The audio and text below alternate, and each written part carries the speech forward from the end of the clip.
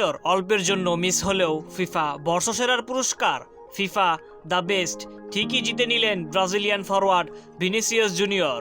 অসাধারণ এক মৌসুম কাটানোর স্বীকৃতি পেয়েছেন তিনি। ক্যারিয়ারে প্রথমবার ফিফা দ্য বেস্ট জিতলেন ভিনি।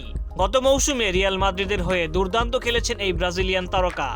মৌসুমে 24 গোল করেন, জিতেন চ্যাম্পিয়ন্স লিগ, লা লিগা ও সুপার কোপা। এর মধ্যে চ্যাম্পিয়ন্স লিগের ফাইনালে বরুসিয়া ডর্টমুন্ডের বিপক্ষে গোল করেন তিনি। সুপার কোপার ফাইনালে বার্সেলোনার বিপক্ষে হ্যাটট্রিক করেন। ভিনির অবশ্য ব্যালন ডিওর জয়ের বড় সম্ভাবনা ছিল, কিন্তু ইউরোজয়ী রদ্রির কাছে ওই পুরস্কার হারান তিনি। তবে 2007 সালের পর প্রথম ব্রাজিলিয়ান হিসেবে জিতলেন FIFA the best. FIFA the বেস্টেও ভিনির মূল প্রতিদ্বন্দ্বী ছিলেন রদ্রি। তবে মনোনয়ন পাওয়া 10 জনের মধ্যে 48 পয়েন্ট নিয়ে সেরা হয়েছেন ভিনি।